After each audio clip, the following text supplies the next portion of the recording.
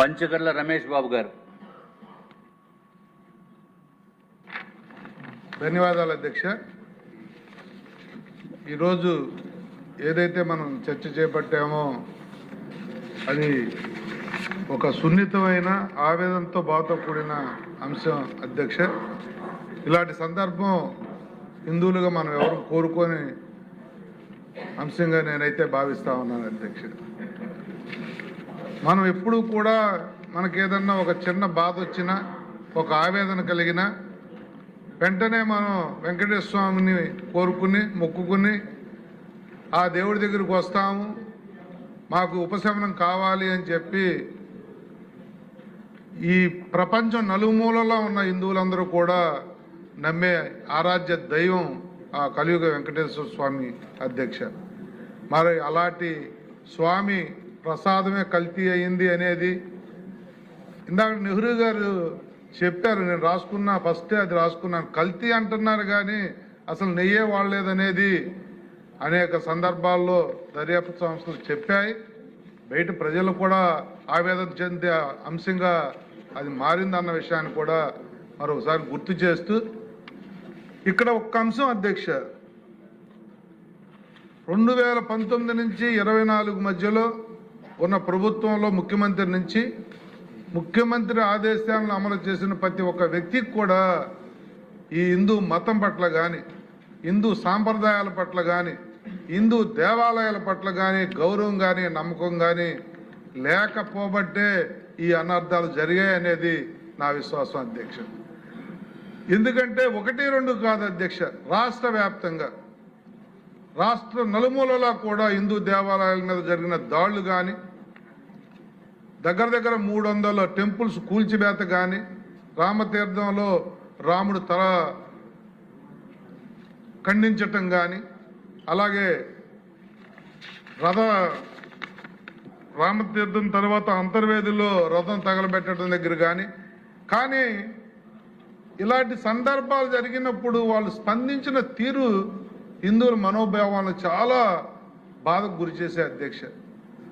ముఖ్యమంత్రి ఎవరు ఆకతాయిలు చేసిన పని, ఎవరో తాగిబోతులు చేసిన పని అన్నట్టుగా చాలా సింపుల్గా తీసేసి కనీసం వారున్న 5 సంవత్సరాల్లో కూడా జరిగిన అనర్థాల మీద ఒక్క దగ్గరే కూడా చర్యలు తీసుకోలేదన్న విషయం యథార్థం అధ్యక్ష. మరి అదే కాదు, తిరుపతి వెంకన్న మీద అనేక సందర్భాల్లో హిందూ మనోభావాలు దెబ్బతీసే కార్యక్రమాలు అనేకం జరిగాయి అధ్యక్ష. పింక్ డైమండ్ పేరుతో వాళ్ళు చేసిన విష ప్రచారం కానీ, తిరుమలలో అన్యమత ప్రచారం కానీ, పరకామని చోరీ దొంగని దాతన చేసి, ఇది చాలా విచిత్రం అధ్యక్ష. డాలర్స్ కొట్టేసిన వ్యక్తిని దొరికిపోయిన తర్వాత, సాక్ష్యాలతో సహా దొరికిన తర్వాత వాళ్ళు అతన్ని ఆస్తులు కొని దేవుడికి ఇప్పించి దొంగను దాతన చేసి అతను ఏదో పునీతుడు అన్నట్టుగా వాళ్ళు మార్చిన విధానం కానీ, ఎస్విబిసి నిర్వీర్యం చేయటం కానీ, గోవిందరాజస్వామి బంగారం మాయం కానీ, తలనేలాల కుంభకోణం కానీ, గోవుల మన్నాలపై మార్పింగ్ ఫోటోలు దుష్ప్రచారం కానీ, ఒక నాస్తికుడైన బొమ్మాన కరుణాకర్ రెడ్డిని టీటీడీ చైర్మన్ చేయటం కానీ, ఇవన్నీ కూడా హిందూ వ్యతిరేక భావాలు తప్ప మరొకటి కాదు అనేది కూడా నిజం అధ్యక్ష. మరి ఇవన్నిటి మీద కూడా ఇందాక మంత్రి గారు వారి స్టేట్మెంట్లో టెండర్ ప్రక్రియలో అవకతవకలు జరిగాయి, నెయ్యి లడ్డూలో కల్తీ నెయ్యి ఉందనే నివేదిక కరెక్టే, సిట్టు దర్యాప్తు కానీ ఇవన్నీ కూడా నివేదికలు ఇచ్చాయి, అలాగే ల్యాబ్ నివేదికలు కూడా ఉన్నాయి అని చెప్పి అన్నారు. కానీ చర్యలు ఏం తీసుకుంటున్నామనే దాని మీద ఇక్కడ ఒక సున్నితమైన అంశం మిళితమై ఉంది అధ్యక్ష. గత 10 రోజుల నుంచి ఈ సభల్లో బయట కానీ జరుగుతున్న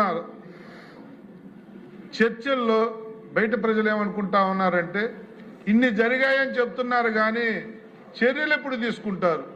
అన్నీ జరిగాయి, అన్ని సాక్ష్యాలతో సహా ఉన్నాయి, అంటున్నప్పుడు కూడా ఈ ప్రభుత్వం చర్యలు తీసుకోవడంలో ఇంకా లేట్ ఎందుకు చేస్తుంది అని చెప్పి హిందువులందరూ మాట్లాడుకుంటున్నారు, వెంకటేశ్వర స్వామి భక్తులందరూ మాట్లాడుకుంటున్నారు. అధ్యక్ష, దయచేసి మీ ద్వారా మంత్రి గారిని కానీ ప్రభుత్వాన్ని కానీ నేను డిమాండ్ చేస్తా ఉన్నాను, చర్యలు తొందరగా తీసుకోవాలి.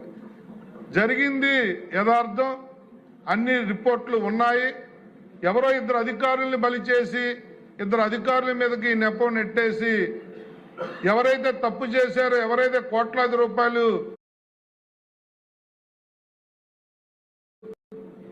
దేవుడి మీదకి నెపం నెట్టేసి ఎవరైతే తప్పు చేశారో, ఎవరైతే కోట్లాది రూపాయలు దేవుడి లడ్డూను కూడా కల్తీ చేసి డబ్బు సంపాదించాలనుకున్న వ్యక్తులు ఉన్నారో వాళ్ళను వెలికి తీసి వాళ్ళని శిక్షించాల్సిన అవసరం ఈ ప్రభుత్వానికి ఉంది అని చెప్పి తెలియజేస్తూ, మరి చర్యలకు డిమాండ్ చేస్తూ, ఇది 2019 నుంచి 24 మధ్యలో జరిగిన దాడులన్నిటి మీద కూడా ఎంక్వైరీ చేసి చర్యలు తీసుకోవాలని చెప్పి ప్రభుత్వాన్ని కోరుతూ, నాకు మీరు ఇచ్చిన అవకాశానికి ధన్యవాదాలు తెలియజేస్తూ సెలవు తీసుకుంటున్నాను.